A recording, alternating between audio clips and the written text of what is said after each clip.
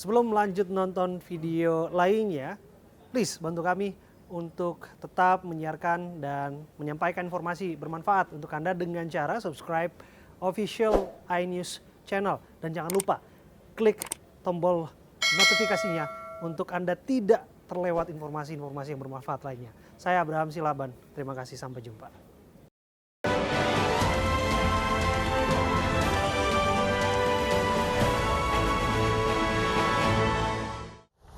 Anda kembali di iNews Pagi pemirsa. Pelaku tabrak lari pesepeda di Bundaran HI pada Jumat lalu ditangkap oleh polisi. Pelaku yang masih berusia 19 tahun melarikan diri karena takut diamuk massa.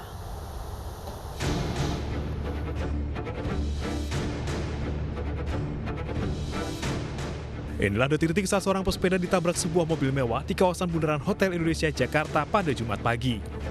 Bukannya menolong pesepeda, pengendara justru melarikan diri.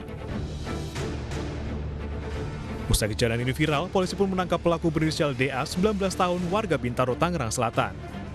Dari hasil pemeriksaan, pelaku kabur usai menabrak karena takut diamuk massa. Selain menetapkan pelaku sebagai tersangka, polisi juga menyita sebuah mobil mewah milik ayah pelaku. Alhamdulillah, dalam waktu kurang dari 24 jam, pelaku sudah bisa kita amankan ya, dengan memadukan scientific investigation, memadukan antara data-data kendaraan yang kita peroleh dari database kendaraan kita, termasuk juga dengan hasil dari kamera-kamera CCTV yang memang terpasang di lokasi kejadian maupun di sepanjang Jalan Sudirman Tamrin, karena kejadian kan di Bundaran HI.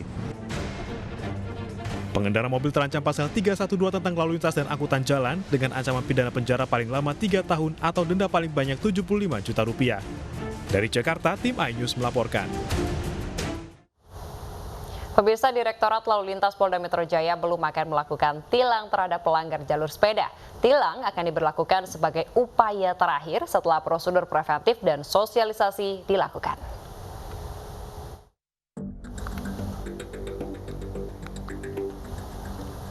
Hal itu disampaikan oleh Dirlantas Polda Metro Jaya, Kombes Sambodo Purnomo Yogo. Aparat kepolisian saat ini masih dalam tahap sosialisasi aturan sampai seluruh jalur sepeda di Jakarta selesai masa uji coba. Sambodo juga menegaskan upaya tilang akan dilakukan sebagai langkah penegakan hukum terakhir. Nantinya petugas akan ditempatkan di titik-titik jalur sepeda untuk mengawasi pelanggaran yang terjadi.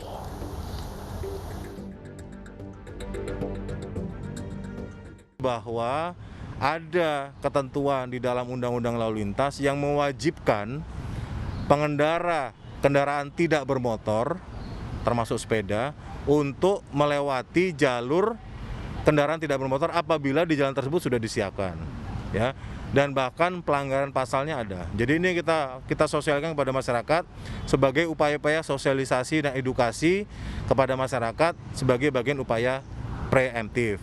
Nah, upaya preventifnya tentu ketika nanti ini sudah diberlakukan secara permanen, kita akan tempatkan anggota untuk menjaga jalur. Polda Riau berhasil mengungkap kasus teror pelemparan kepala anjing ke rumah Kasih Penkum dan Humas Kejaksaan Tinggi Riau. Polisi menangkap 3 orang pelaku teror, sementara 2 pelaku yang merupakan aktor intelektualnya masih dalam pengejaran polisi.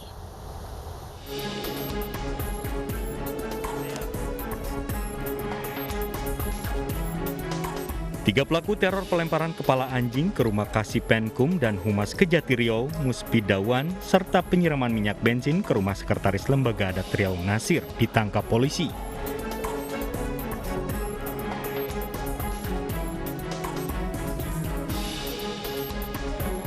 Ketiga pelaku, IR, DI, dan BY, merupakan eksekutor teror yang bekerja di kantor Lembaga Adat Melayu Pekanbaru.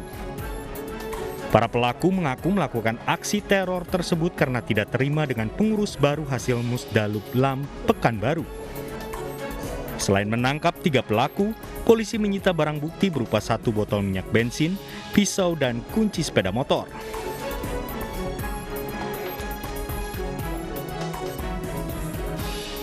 Sementara 2 otak pelaku berinisial J yang berperan otak dari aksi teror serta berperan membantu aksi 3 pelaku teror masih dalam pengejaran.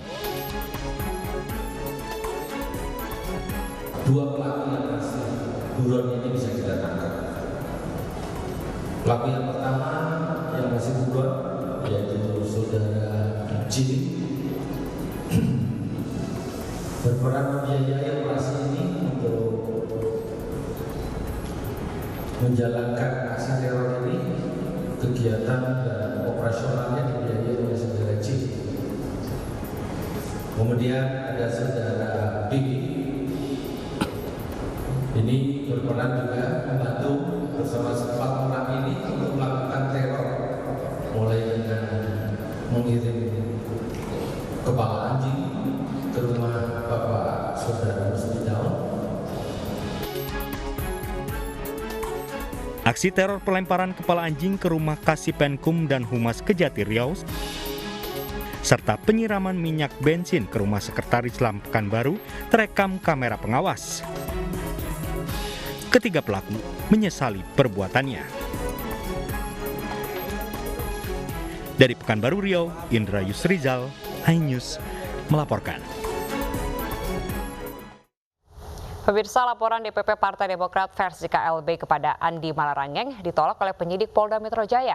Hal tersebut dikarenakan berkas laporan dianggap tidak memenuhi SOP pelaporan terkait UU ITE.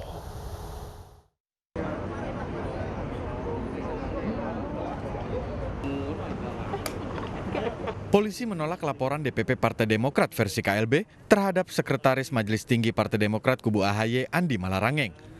Laporan dibuat oleh Rasman Arif Nasution selaku Ketua Bidang Advokasi dan Hukum.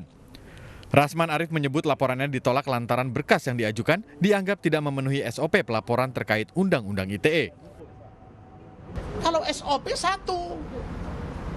Nah, pertanyaan saya, kalau memang benar ada SOP, karena saya datang bawa surat kuasa, saya bawa bukti, saya tanya SOP-nya, Khairuddin malah lari itu tadi. Keluar dari ruangan, nggak sanggup debat sama saya, cabut dia. Begitu pelayanan, copot itu Kapolri. Itu mempermalukan. Lari Anda lihat tadi, dari ruangan. Wah, saya nggak bisa. Debat sama saya, dia penegak hukum, saya penegak hukum. Pihak Demokrat KLB Sibolangit berencana untuk melengkapi berkas termasuk link berita di televisi swasta saat Andi Malarangeng mengeluarkan pernyataan yang dimaksudkan Rasman. Sebelumnya Rasman datang ke Polda Metro Jaya sambil membawa 1 tas berisi berkas yang diajukan sebagai barang bukti untuk melaporkan Sekretaris Majelis Tinggi Partai Demokrat Kubu AHY Andi Malarangeng. Andi Malarangeng dilaporkan dalam kasus dugaan pencemaran nama baik dan fitnah. Rasman menyebut ada pernyataan Andi yang menuding Muldoko haus akan kekuasaan. Dari Jakarta, Davi Pratama, Maria Oktoba, Seprio Donaldi, iNews melaporkan. Kita ke informasi Hari Raya Nyepi, pemirsa. Umat Hindu di Badung, Bali Sabtu kemarin menggelar prosesi Taur Agung Kesanga Hari Raya Nyepi Tahun Baru Saka 1943. Prosesi digelar dengan protokol kesehatan dan tidak melibatkan banyak orang.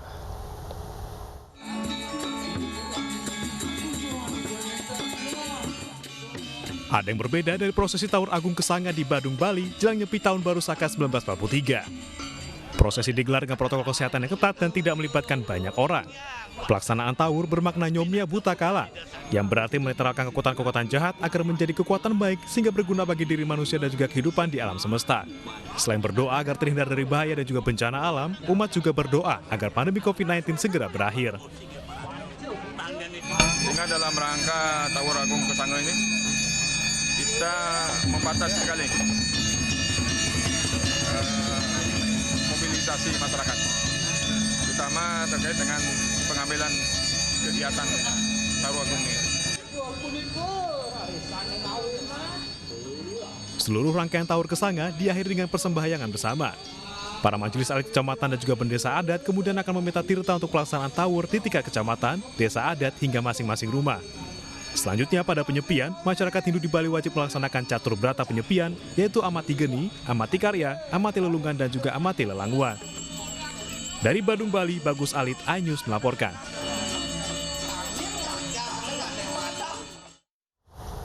Pemirsa, tidak hanya di Pulau Dewata, umat Hindu di Yogyakarta juga menggelar upacara Taur Agung Kesanga di pelataran Candi Prambanan, Sleman, Yogyakarta. Berbeda dengan penyelenggaraan sebelumnya yang dihadiri ribuan umat, tahun ini dilakukan secara terbatas, tidak lebih dari 100 orang.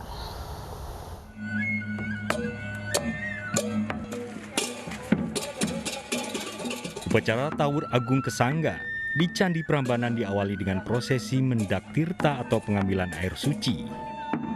Bagi umat Hindu, inti dari prosesi Tawur Agung Kesangga adalah persiapan diri menuju Hari Raya Nyepi yang sakral, yang diwajibkan melakukan penyucian diri dari semua hawa nafsu.